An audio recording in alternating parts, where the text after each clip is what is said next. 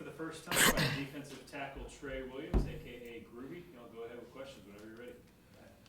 I was just telling somebody that I remember when we were at the opening in Dallas together that you could play then, but you were not trying to make, you were a pudgy kid who was strong, athletic, but you've transformed yourself in your time here into now a really functional defensive tackle. What has that process been like for you to transform your body? Honestly, it's been tough, but it really was all worth it. I feel like just trusting the process.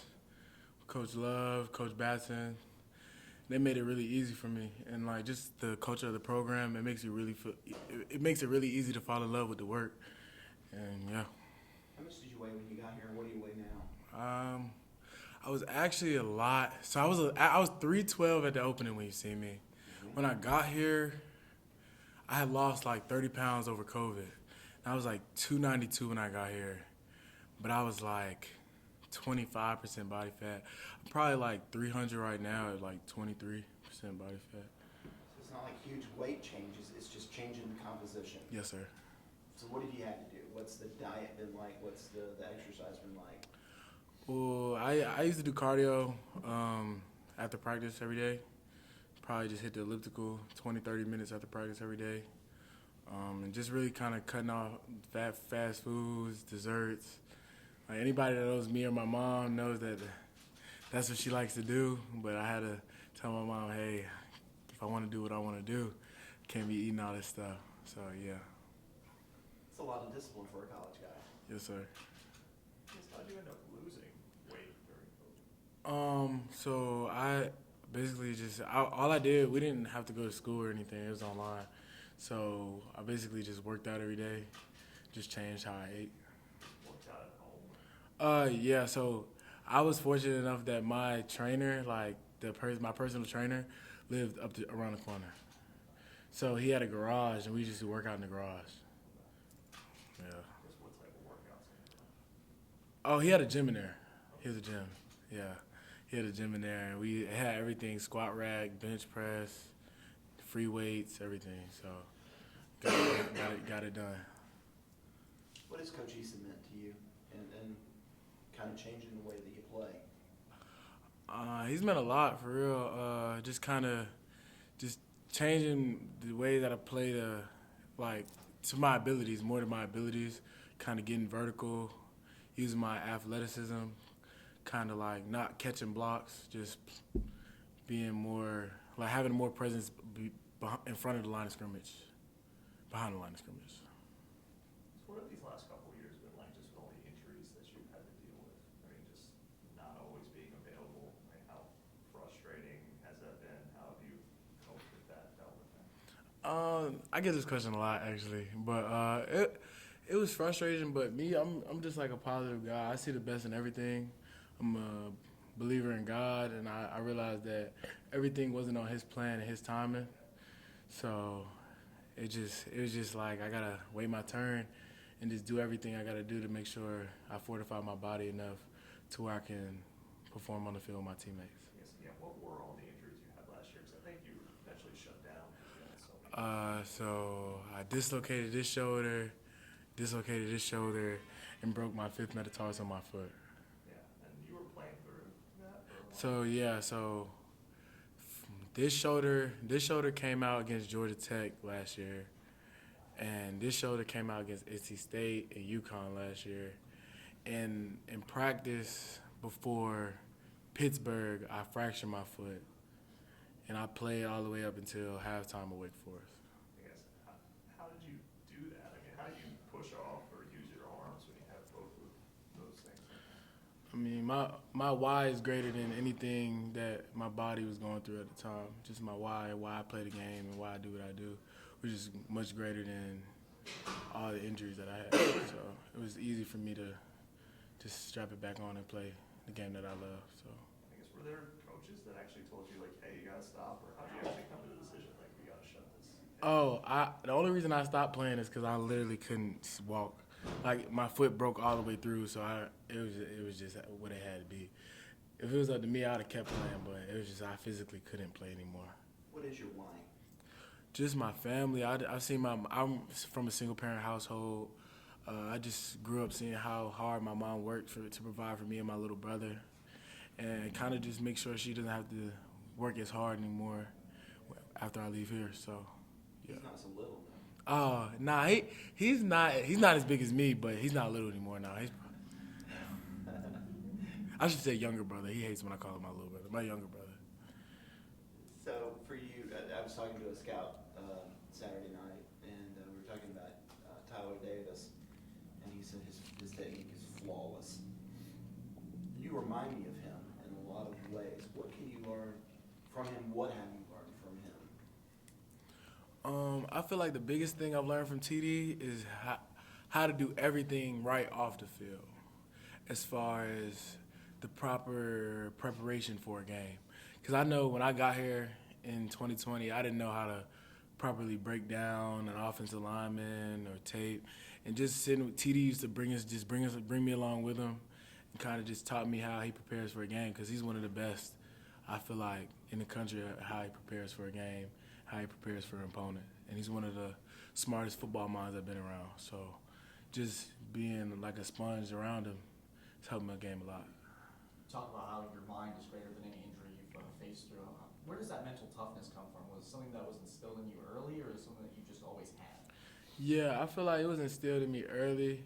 I've definitely gotten mentally tougher just over time, but just like I've been through worse things in my life than an injury playing the game I love. So it made it really easy. I guess what, you had a weightlifting thing happen, I guess? Yeah, just a little. The machine tried to stop the weight, thought it clicked, it stopped, thought it was in, let it go, ended up falling because it wasn't all the way in, just like a freak accident. Like squat rack or what? It's like do you know what a pit shark is? So it's basically like a belt squat. So you put a belt around and it comes out of the floor. Oh, okay. Yeah. And you thought you had the thing in and it fell on your leg? No, it was so like it's a platform and the weights are behind it, and it's a cable that's hooked around to your waist, and then you're like squatting, and then when you're done, you put the stopper back in so the weight doesn't go back down. And I thought I put the stopper all the way in, and I did not. Okay. So you had like no support. Yeah, so then it just kind of crashed. I stopped bracing and I crashed down. Boom. I mean, again, you talk about mentally being able to work through things, but was there a little moment of like, why do these things keep happening?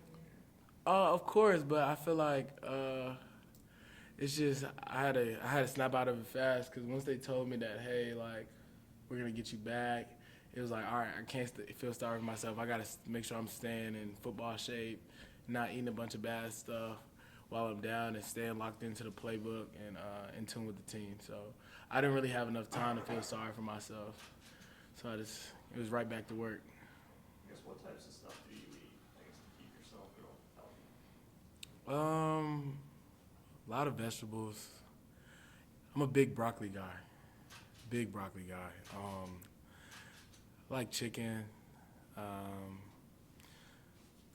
It's not a lot of fast food, like a lot of fried foods and stuff. So probably just more chicken, Mexican food. Like I love Chipotle too.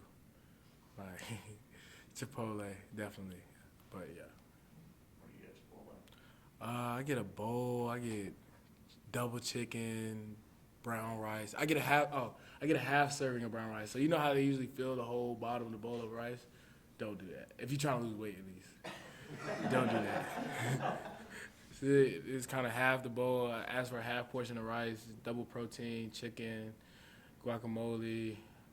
I try to stay away from the sour cream, even though I like it. It's just a little bit. Tomatoes, lettuce, and a little bit of cheese. Can't have too much cheese either. We're going to Chipotle. Oh, yeah. Let's go. I guess, how do you feel physically now? Is this the best you've felt since you've been here? Oh, right now?